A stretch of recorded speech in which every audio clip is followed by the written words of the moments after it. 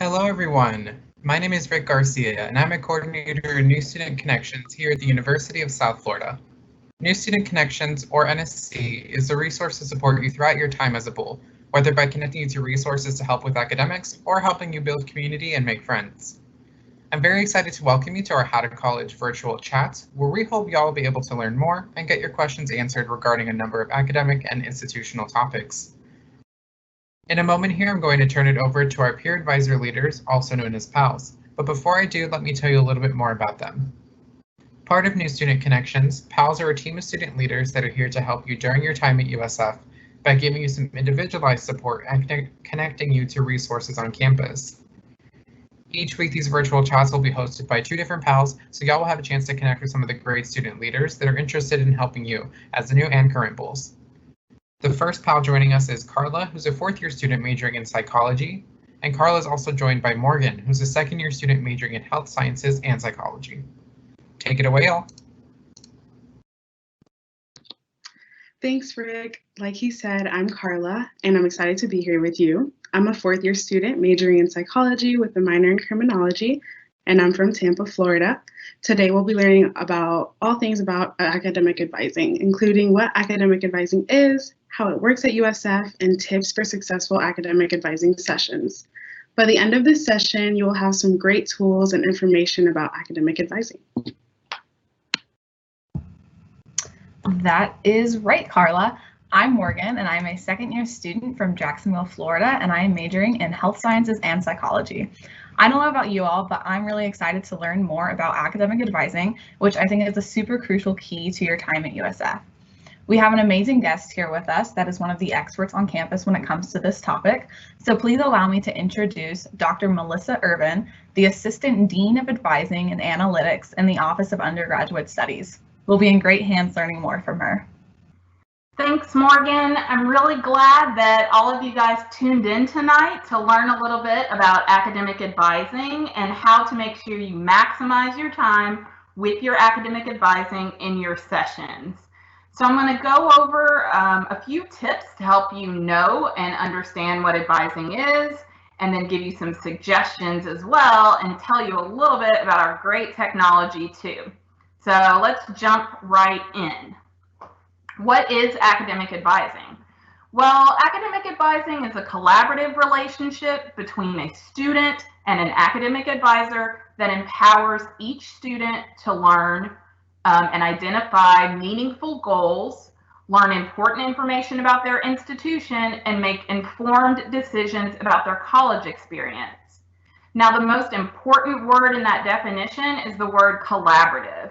And what that means is that both your advisor and you as a student bring something to the table to each meeting to make sure that it's successful and positive experience. So how do you do that?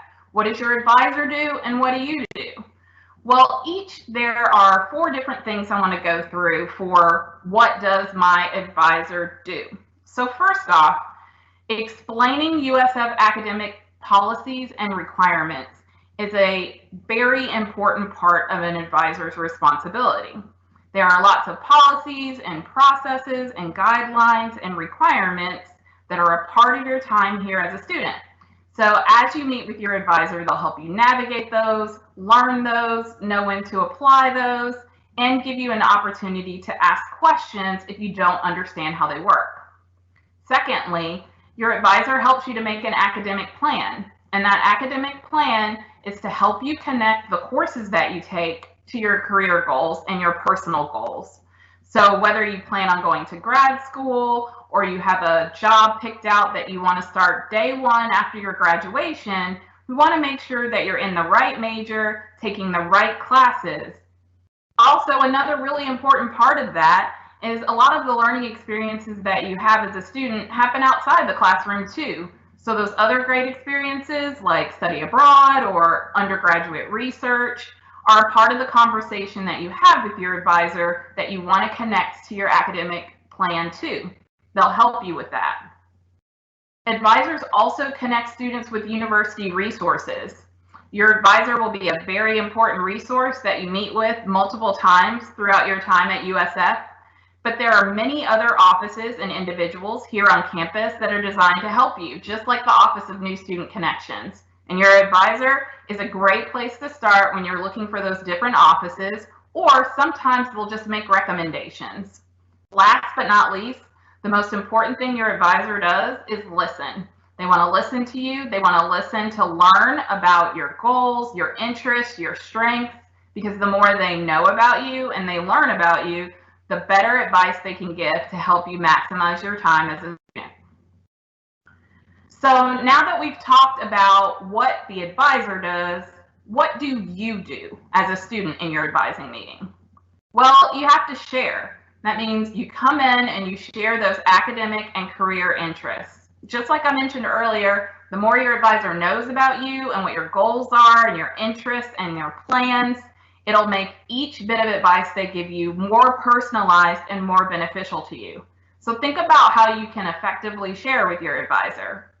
Also, you want to bring ideas for courses you're interested in, and not just courses, but those other things too, like the undergraduate research or the study abroad, so that they know that you're interested and they can help you plan as early as possible.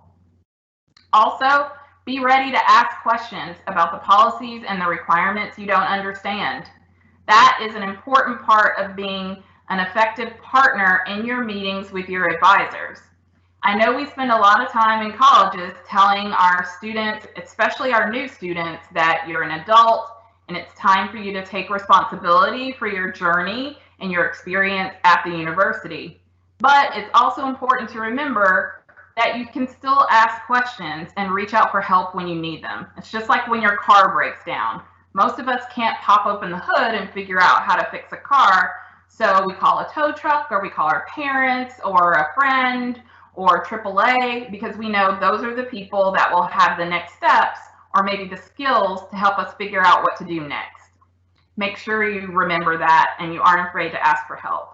Last but not least, just like an advisor, one of the most important things you can do is listen. Your advisor is also going to share important information with you, give you recommendations, advice, guidance. So you want to make sure that you're an active participant in that session and listen to what they have to share. So let's talk some about what academic advising looks like at the University of South Florida. The academic advising experience is different at all colleges and universities. One of the things we love about our advising experience here at USF is that we make sure that it's connected to your college and your major. This is really important because that connection with your college and with your major and the content within it helps make sure that you are able to build relationships with faculty very early. And those relationships help open up different opportunities to work with them, to learn with them, and to take their classes and to really enrich your experience here. You also get great insight into the coursework so that you as a student know how each one of those courses that are connected to your major then go on to teach you the different knowledge and skills that allow you to continue on to your goals, whether again that's a job or you're thinking about a graduate program or any of the other personal goals that you set for yourself as a graduate.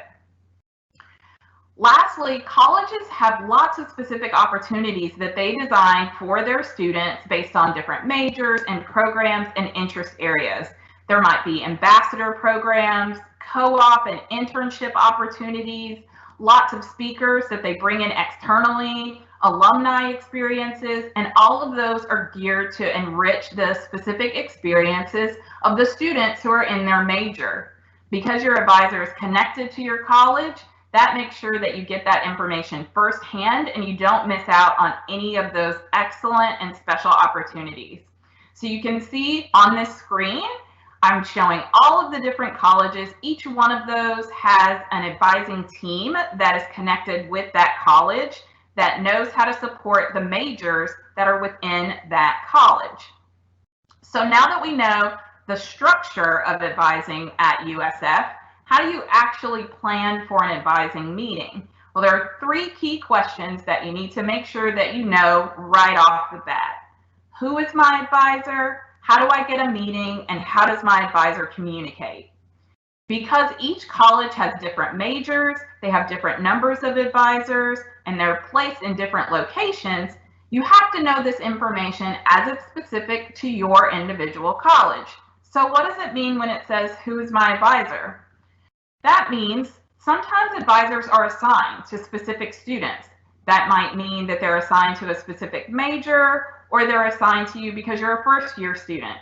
Other colleges have open advising, where the advisors in that particular team serve all their students, whoever schedules an appointment with them or comes for a drop-in experience. So you want to know how you develop that relationship with an advisor so you can know if you're supposed to see the same person every time, or you might be seeing a different person.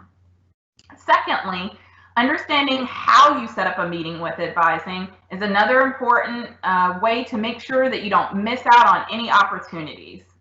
So some advising centers use scheduled appointments. What that means is you have a specific day and time that you schedule in advance that you're supposed to show up and have that meeting with your advisor. Other teams use drop-ins, which are same-day appointments where you show up, get in line, and then wait for an advisor to engage with you and start your session. Some colleges actually use both of these so that they can have multiple options for students to schedule and meet with an advisor. So you want to know which one works best for you, or at different times of the semester, you might have different options. Finally, how do advisors communicate? Well, like most everyone else these days, they definitely communicate by email. So you'll certainly get emails from your college and from your advisors. But advisors also use other tools like Canvas. They might have social media pages, websites, and other places where they can post important information, announcements, deadlines, and dates. So while you want to check your email, you also want to know if there's other important places that you need to visit so you can stay on top of information that comes from your advisor. So now that we've nailed down those 3 questions, what are the last few tips that I can give you to make sure that any academic advising experience that you have turns out to be a great one? Well, first off, keep those scheduled appointments. When you schedule an appointment, that's a block of time that's dedicated just for you. So if something comes up and you can't make it, make sure you cancel that appointment so that spot becomes available and another student can come in. This makes sure that we're maximizing all of our time with our students and that everyone gets a chance to talk to an advisor. Also, read your emails or any other forms of communication that come from your advisor. They're sending that information out because there are important things that you need to know. So keeping on top of that can make sure that you don't miss out on anything or that you don't miss any key deadlines. Just like you save notes that you take in class so that you can refer back to them later when it's time to write a paper or study for a quiz or prep for your finals, you also want to keep the notes from your meetings with your advisor. You also might get handouts or maybe an academic planning guide, and all of those things, just like your class notes, are things you can refer to later when you have questions about a class you want to take or an opportunity that you want to see if you qualify for. So keep a good place for those for your whole 4 years at USF. Finally, if your advisor gives you an action item, something you need to do, maybe there's a form that you have to turn in to the study abroad office, or they say you should go by career services and take this assessment. It'll really help you to be able to identify what kind of internships you qualify for. Or I think that if you talk to your professor and you ask them this question, that's really going to help make sure that you're doing well by the midterm. Make sure you follow through with that advice. They have a lot of experience and a lot of knowledge, so if they're giving you some guidance on something that you need to do, follow through on that and you'll definitely see the benefits. So I'm going to wrap this up by giving you guys a pro tip. The University of South Florida has lots of technology that we use, and in the time of COVID, where there's lots of virtual spaces, now, better than any time, we want to make sure that you know how to use those advising tools with or without your advisor. So I'm going to introduce them to you and encourage you to ask your advisors about them so you can learn how to use them. First off, there are so many different things that you can find in Oasis. Oasis is our student portal, and it's where you go to do all of your business about being a student. Things like registering for classes, which we're getting geared up for right now. But some of the other tools that I'm going to show you, like DegreeWorks or Schedule Planner, is also available in Oasis. So this is a space you'll spend a lot of time in. We also have an online portal that you use to book appointments with advising or to get in line if they do drop-ins. This is through your MyUSF. The system's called Archivum. And when you sign in and access your student portal, the next thing will show you options for either scheduling an appointment in advance, whether you know the person you want to meet with or not, or getting in line for that same day drop-in appointment. After that, just by identifying your major and selecting an advisor name, you can get hooked up with a meeting. Another tool that we use a lot is called DegreeWorks. This is one of the ones you can get in Oasis. DegreeWorks is an academic planning tool, and what it does is it lists all the courses and all the requirements for your major. If you decide that you want to add a minor, it'll tell you the requirements for that too. And when you look at it, it'll show you a green check if you've completed courses. It'll show you an empty box if you haven't completed that course yet, and then it'll give you a blue squiggly wave to let you know you're in progress and on your way.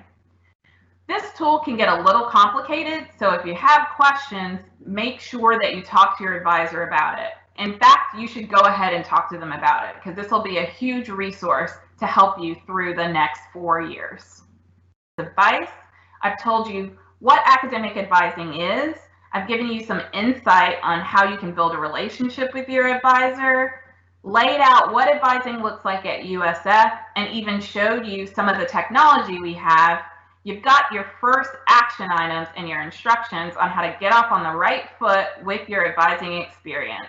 So I want you to take those 3 classes and either reach out to your college or those 3 questions I gave you, and reach out to your college and make sure you know who your advisor is, how to set up a meeting, and how they communicate.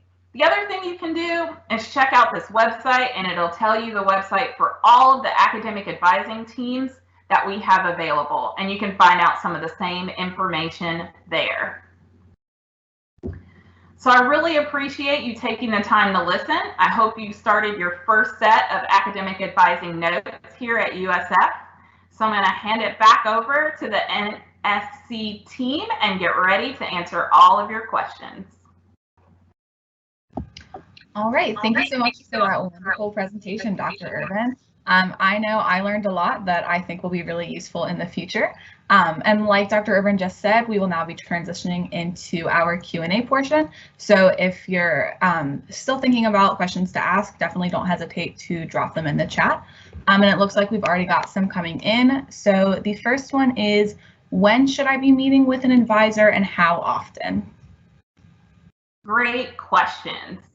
So when you meet with an advisor is actually really up to you, but we want to make sure that you do it early enough so that you're always ready to register for classes for the next term. So anytime you have a question, you can always reach out to an academic advisor. Sometimes you don't always have to have a meeting in order to get those questions answered. But knowing, for example, that registration starts on November the 2nd, we want to get you in as soon as possible, whether it's that in-person meeting or a drop-in. So as soon as you start thinking about the courses that you want to take for the next semester, or you're ready to start planning something like thinking about that study abroad trip to South Korea or Italy, you want to look online and schedule an appointment with an advisor so they can start planning with you early too. Also, students meet with academic advisors different numbers of times. Some people want to meet with their advisor once a semester and really focus in on that registration experience. Others, especially maybe if you're thinking about going into a graduate program, like you want to be a doctor, or you're planning on going to law school, or there's a great engineering master's degree program you're interested in, you might want to go to plan your classes in one session, and then you might want a different session so you can spend some time talking about graduate school or your career goals. That's okay too. There's actually no limit on the number of times that you can meet with your academic advisor. You just want to make sure that you're scheduling that time so that they know that you're coming and you can prep for them. Great questions. So the next question is, do I need to meet with an advisor if I already know what I want to do? Well, one of the most exciting things an advisor can hear is when a student has so much information and already has plans about what they want to do. I started my career in higher education as an academic advisor, and I love having those conversations with students. Even if you already know everything that you want to take, or you already have a great pathway mapped out for yourself, we still want you to meet with your academic advisor. Remember when I was talking about all of those things that an advisor does and what part of their role is? Remember, part of their role was actually to tell you about the policies and the process at USF too. So it's not always just about picking out those classes or having a career goal. Sometimes you just need to know what form to fill out, or what the deadlines are, or what the expectations of the faculty members are. And that's what your advisor is there for too. So even if you have that plan, go share your plan and make sure that you know all the steps to make it happen for yourself. So like Dr. Irvin said, I think that I had a plan for myself, and I also just checked in with my advisor, and he was able to offer some guidance and a different perspective on what I wanted to do.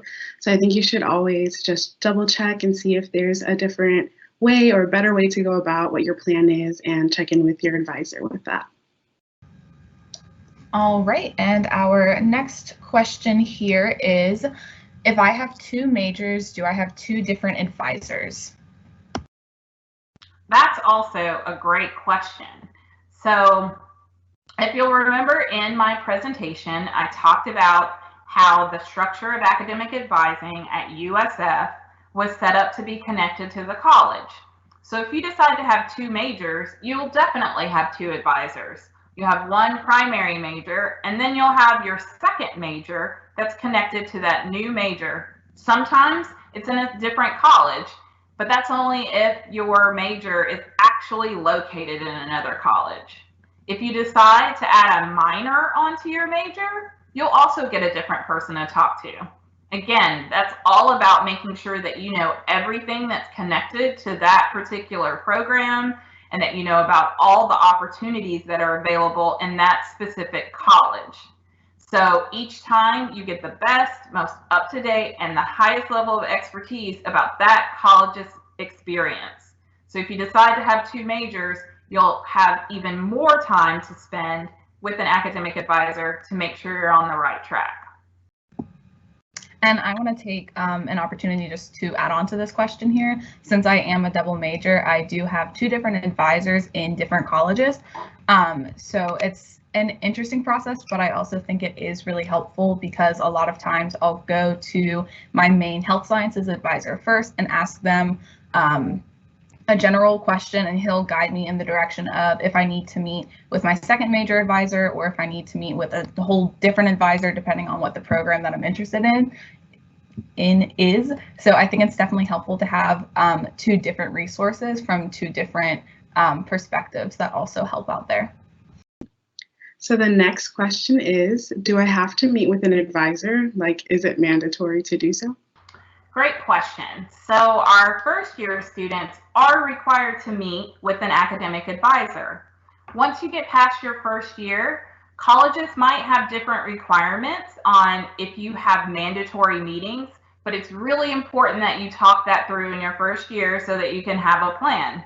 If you're going into a program where you have to apply to get into upper division, like a nursing program or a business program, you want to make sure you know all of those steps and those requirements. So there's often different types of information sessions or special group advising sessions that give you additional information as you work your way up to your junior year. So the first year is really this opportunity to make sure that your plan is set, that you're learning how to be an effective student. So we really track and make sure. You will actually have a hold on your account if you don't meet with your advisor in your first year or reach out to them. So again, really want to encourage you as we dive into registration season and we get closer to when registration will open, that you make scheduling an appointment or dropping into your advising office a priority. All right, our next question is, I'm exploring a different major or minor. Should/can I meet with an advisor in that college? You definitely can meet with an advisor from a different college, even if you haven't declared that major or that minor yet. The way that our online appointment scheduling system works is that a student can see the advisors that are available in the different colleges. Those always remain visible to you. And it's not limited by the major that you're actually following. We do that because we know that sometimes you're thinking about adding a minor, or you might decide that another major sounds like it might be closer to your personal goals or your career goals associated with graduation. So then you want to talk it through with someone first before you make a big decision, like changing your major or adding another major to it. So you should be able to see that and have that experience be the same as scheduling an appointment with the advisor that you have for your declared major. I just want to jump in on this question really fast too. The way I kind of approach this situation with two different majors is I again went to my main advisor, and of course this was in the spring semester, so it looked a little different with in-person advising versus online. But I went to my advisor and I said, so this is kind of what I want to do. Here's my general plan. Where do I go from here? And he said, meet with a psych advisor, learn a little bit more about the process for getting those classes that you need and kind of officially laying out your graduation plan and learning more about the requirements. So I did so, and the advisor walked me through all of the different requirements for that major, what it would look like, how it was different from my major, and then also just how often to meet with her to kind of check in with that progress, since she wasn't related to my normal major.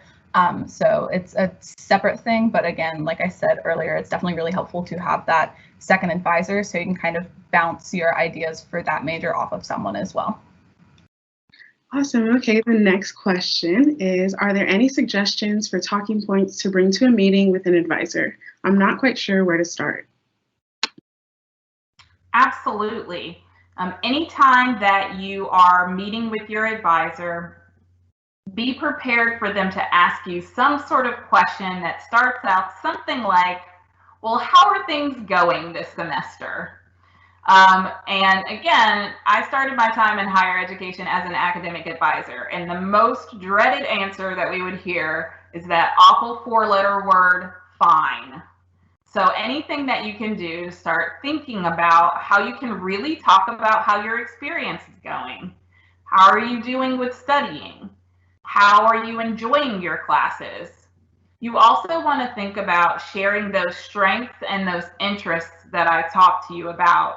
It might be that you talk to a friend or a brother or sister and you heard about a class or a program and you're interested in it. Go ahead and take that opportunity to ask that question. You also can always ask a question to know about the important deadlines or any upcoming dates you might have. So that happens a lot. There are always deadlines. So asking just a general question, is there any deadlines or anything that I need to get done before the end of this semester, so that you can plan ahead and you can know what's expected of you. So those are three great places to start and be prepared to talk about at any academic advising appointment that you might have. And then just to add on to this question as well, in my own experience, like Dr. Irvin shared earlier, you can also ask about any of those supplemental experiences you want to find at USF, such as research, which is something I really wanted to do.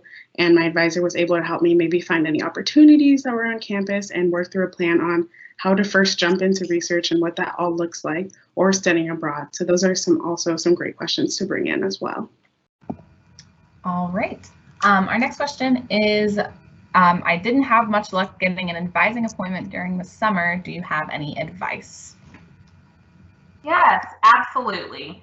So always, if you feel like you're struggling figuring out how to get an appointment with your advisor, knowing those other communication pathways that the advising teams had. If you'll remember during my presentation part, I said we definitely know that advisors send emails, but they also have other spaces where they communicate with students, like Canvas sites. So being able to reach out to find out about those drop-in times, or knowing that there might be some group information sessions that are available, are really important. Our advising offices also have emails that are attached to each one of the advising teams or departments. So sometimes reaching out to that general email to find out about additional opportunities to be able to connect with an advisor might help relieve some of that frustration. But using some of the different communication methods that are made available are a really important strategy. And then I can't say it enough, but start early. We know that students always want to get in that week or those 2 weeks right before the registration date. It's absolutely our busiest time in the academic advising offices. So if you can get started earlier, you're only increasing the likelihood that you'll be able to get your first choice date and time with an advisor. And the more we spread out those meetings across multiple weeks and days, the less likely it is for us to bump up against those super busy days and times where we do have to shuffle around and find other options to make sure you can talk to an advisor. So the next question says, I am a parent, our son is a freshman, and his DegreeWorks report shows he has 77 credits applied. He wants to get into med school. Will his public health advisor help with possibly graduating early, studying and taking the MCAT?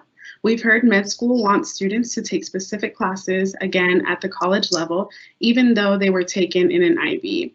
Can an advisor help with this? Those are all great questions. So I'll kind of take them a piece at a time. First off, we love students who are very ambitious and excited about graduating early. So any student can always have that conversation with their advisor. A part of the academic planning experience is asking kinds of questions like, based on how many classes I have, when am I going to graduate? So you can always ask that. We also have a group of advisors in the College of Arts and Sciences that are specifically designed to meet with our pre-health students to talk them through a lot of the graduate school expectations and questions, just like you're asking.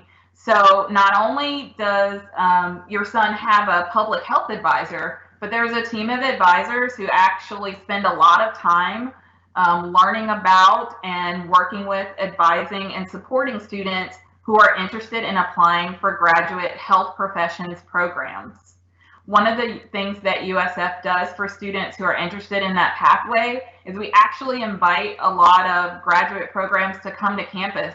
So those health professions advisors actually send out communications and emails to let you know that, hey, you can actually come in and talk to someone who actually works at that particular graduate school to ask some of that.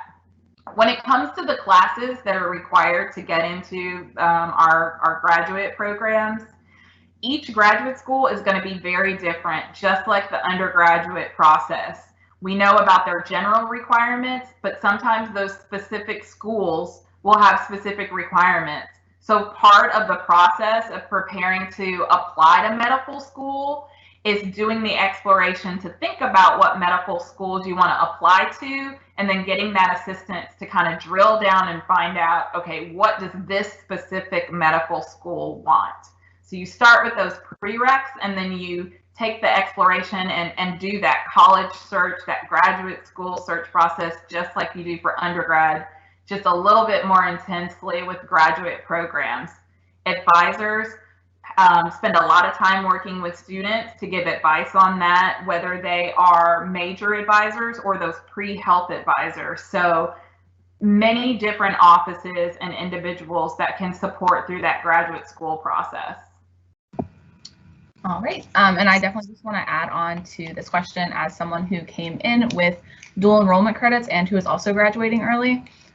It is definitely a process to get there, but being a double major, there's an 8-semester plan that I had to fill anyways. So when I took that to my advisor, we kind of tweaked it as I went throughout my first year to figure out what classes could fit where and how it would fit into whether I was graduating in a summer, fall, or spring semester. So it takes a lot of puzzling a little bit to fit in those classes, but then also with the classes coming in, it makes it somewhat easier pending med school requirements like Dr. Irvin was saying. I know for me personally, with the graduate program that I want to go to, there's a lot of pamphlets that show different colleges' requirements and what across the board is required from what college, and it'll give you the amount of credits, the types of classes, and different things like that. So there's definitely those resources as well to look for those different schools, but just from a student perspective on that one. And then moving into our last question, can parents sit in on the meetings with the advisors? Thanks for asking this question. You know, I've been working in higher education for quite a while now, and one of the things I know is how important it is to have the support and encouragement and guidance from parents, especially in the first year. We definitely want that active encouragement and support and involvement to continue. It's a really important part of student success, particularly in the first year. We do have requirements, though, about how parents can be involved in sessions with students. Students, as adults over the age of 18, have to give permission for their parents to be involved in academic advising appointments or to have access to that academic record through FERPA. So that's definitely a conversation that I encourage any of the parents that are on this, listening to this session, that if you have that question or concern, have that conversation with your student and explain why you want to know that and how you want to support them. The forms and the permission are actually done through the Office of the Registrar, so you can submit those to be able to have more information. But we really encourage the building of relationships between parents and your students in that space that allows the student to feel empowered about their journey and their decision making. So continue to ask those kind of questions. So show up for these sessions and also ask your students questions. Make sure that they are thinking about the things that you've heard in this session, where maybe a couple weeks from now or a month from now, they might have forgotten, but you remember. But give them the kind of prompts that are going to help you stay involved and know what's going on, but continue to empower them to take control of their own journeys as students and to build that engagement and to really build that relationship with advisors and faculty members and our staff here by reaching out and taking ownership of their advising experience and their academic planning experience. Thank you, everyone, for sharing those really awesome questions. Hopefully by now you know a little bit more about academic advising and the benefits of the sessions. Are there any final points or thoughts that you'd like to share with everyone, Dr. Irvin? I definitely want to thank everybody for taking time on a Monday night to come learn about academic advising. It's an experience that's very close to my heart, and I can't say it enough, but make sure you go early and you develop those strong relationships with your advisor. It's a really important part of having a good resource and a consistent resource to help you plan, especially in these early months of being a student at USF. So reach out, learn a little bit, and remember that last special word of listen, because that's going to